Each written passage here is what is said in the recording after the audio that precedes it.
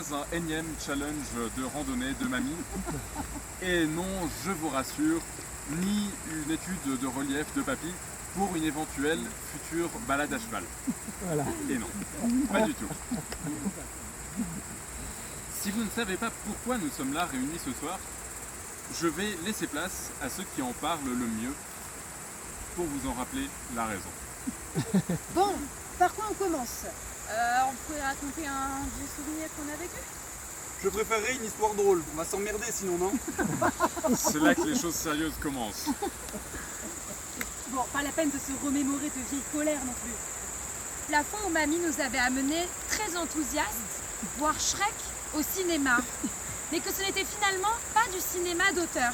Tu crois que c'était une grosse colère? Et des souvenirs émouvants? Quand papy devait faire le plus gros effort de la terre pour nous expliquer que non, on ne pouvait pas récupérer les carreaux de ciment derrière l'établi pour faire le sol de nos cabanes. C'était émouvant. Moi, j'ai un souvenir émouvant. Et nous y voilà. Ça remonte à il n'y a pas très longtemps.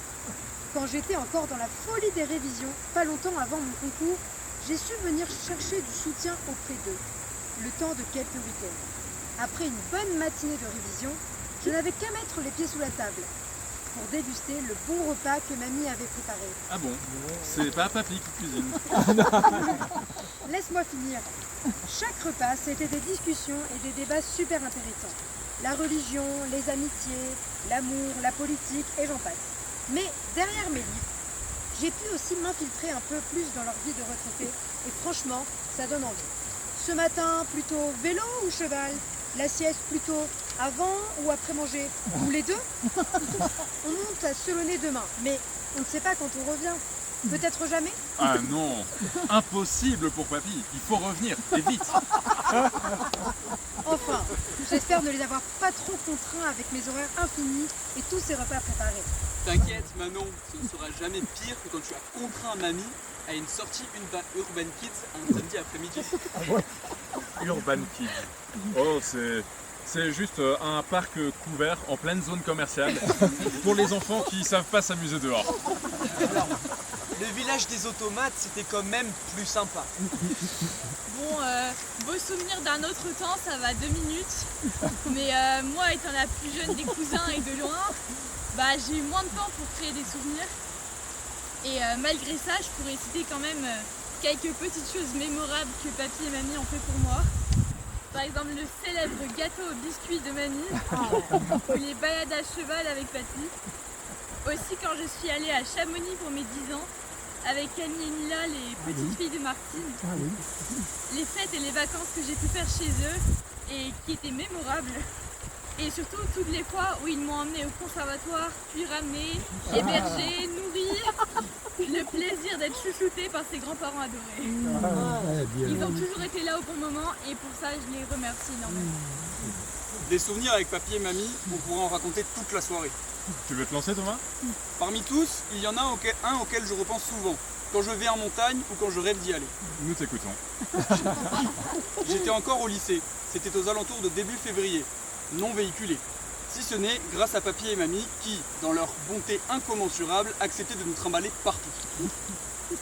Je regardais souvent la météo des stations de ski, frustré de ne pas pouvoir monter jusqu'au jour où le week-end parfait se profilait. Quand la météo annonçait grand soleil, après 3 jours de chute de neige, c'était immanquable. Personne autour de moi n'avait réellement envie de se coltiner un aller-retour pour une petite journée de ski. C'était sans compter sur notre inépuisable grand-mère. Je téléphone à mamie. Qu'à cela ne tienne, ni une ni deux, le rendez-vous était pris. Départ le lendemain à 7h30. À 9h30, nous dévalions la première piste de notre journée. Et en effet, les conditions étaient au rendez-vous. Au bout de 2 pistes, mamie n'a pas pu s'empêcher, discrètement, comme si elle faisait une bêtise, de passer sous les barrières qui limitent l'accès au vallon sous le télésiège de Chabanon. Elle regarde, jauge un peu la descente et me fait signe de la suivre. Il y a une chose, tu le savais? Écoute la suite. Je la rejoins, elle me dit « ça va être bon ». Et sans me laisser le temps de dire un mot, je la vois s'élancer dans le vallon, neige fraîche jusqu'à mi-tibia, enchaînant les virages en lançant des cris dont elle seule a le secret. Et vous voyez tous ici les cris dont je parle. La journée était lancée, on a enchaîné l'absolue totalité des hors-pistes, ballons, forêt de Chabanon, et ce jusqu'à la fermeture. Bravo. Une belle expérience qui nous aura valu au retour les foudres de papy et maman, quand, comme deux enfants, nous leur avons raconté notre journée. Il paraît que nous sommes inconscients.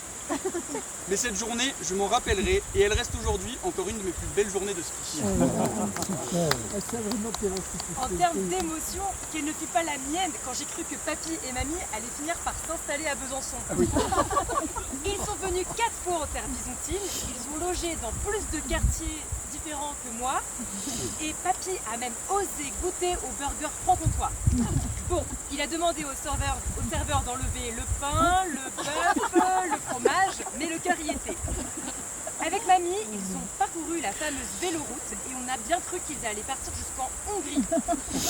Ils ont réussi à trouver le moyen de débloquer les vélos en libre service et là c'était terminé à partir de ce moment.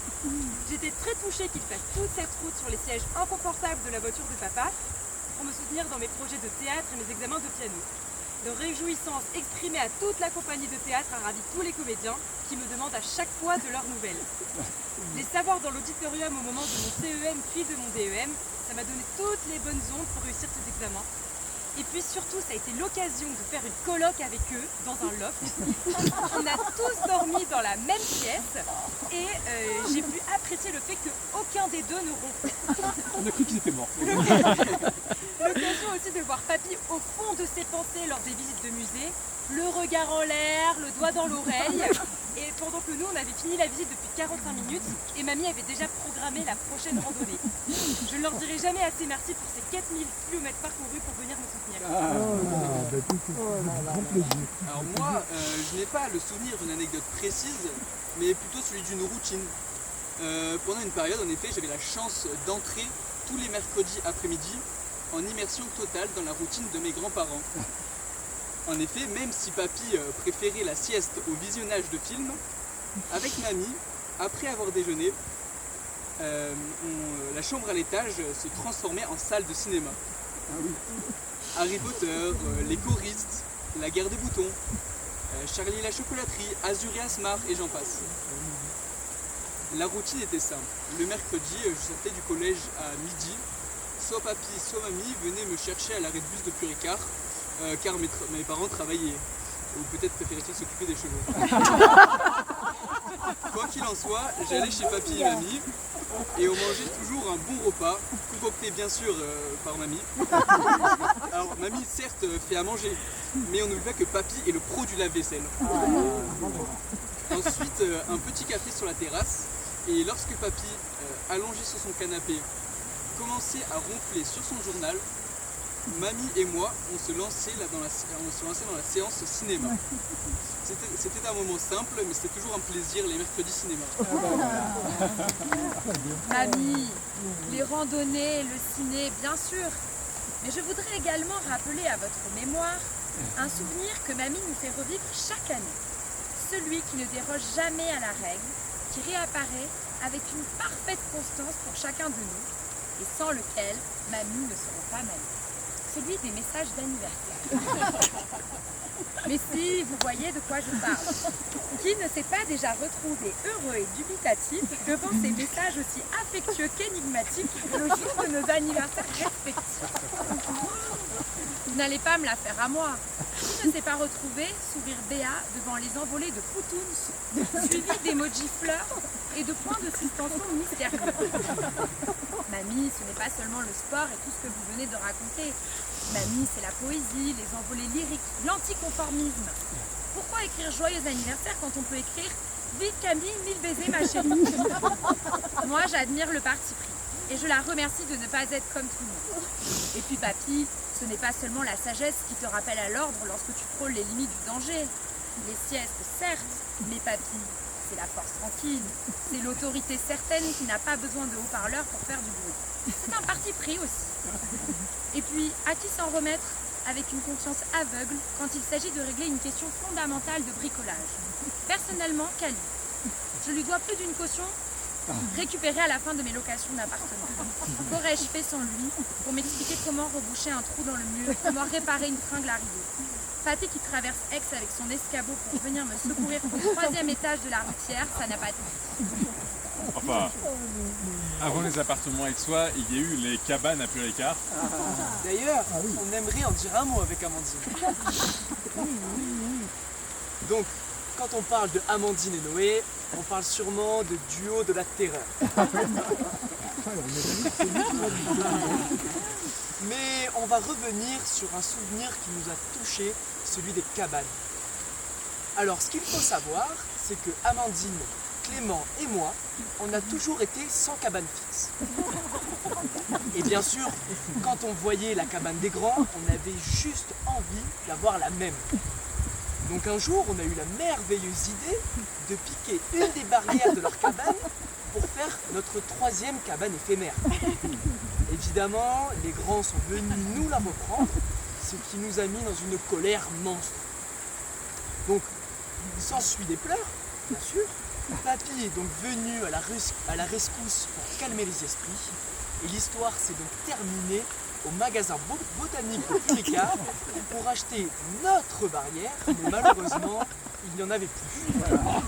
Donc, c'est ainsi que se termine notre expérience de cabane. Et puis après avoir fait toutes nos bêtises de la journée, on s'endormait très tôt le soir. Le lendemain, on se réveillait à 6h30, ce qui nous permettait d'être à l'heure pour regarder Marsupilami. Dans le lit de Papy et Mamie, bien sûr, pour la plus grande joie de Papy, qui n'avait qu'une envie, celle de finir sa nuit. Mais non, nous restions jusqu'à 9h du matin. Après avoir bien profité de leur lit, on les laissait un peu tranquilles, bien sûr. On partait donc vider la piscine avec tous les types de sauts possibles et inimaginables. Certaines fois, le duo de la terreur se séparait, sans pour autant arrêter les bêtises. Alors, pour ma part, j'avais décidé de détruire intégralement le champ devant la maison pour en faire un véritable circuit de vélo.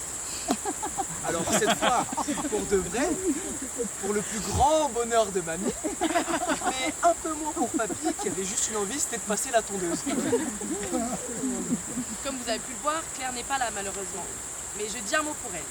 Son été ne ressemble en rien aux étés passés chez Papy et Mamie. Pas d'Olympiade, pas de goûter au bord de la piscine, pas de gâteau aux biscuits ou de sucettes en fin de repas. Nostalgique de cette période, Claire aurait largement préféré subir la pression de jouer une pièce de théâtre, comme c'était d'usage à la fin de notre semaine d'Olympiade, plutôt que celle d'un examen.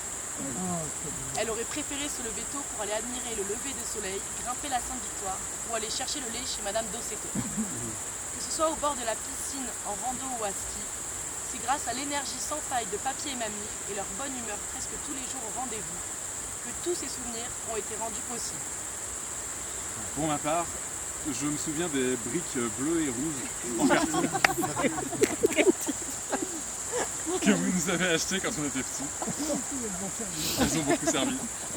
On a construit tellement de choses avec, des cabanes où on se cachait, des magasins pour jouer au métier. Personnellement, j'étais souvent banquier ou ingénieur. Des bibliothèques, mais surtout, on se tapait dessus. Aujourd'hui, plus de briques. Elles existent peut-être encore d'ailleurs. Ah, dommage. Aujourd'hui, plus de briques donc, mais on continue de se construire des souvenirs, comme ce soir. Bravo!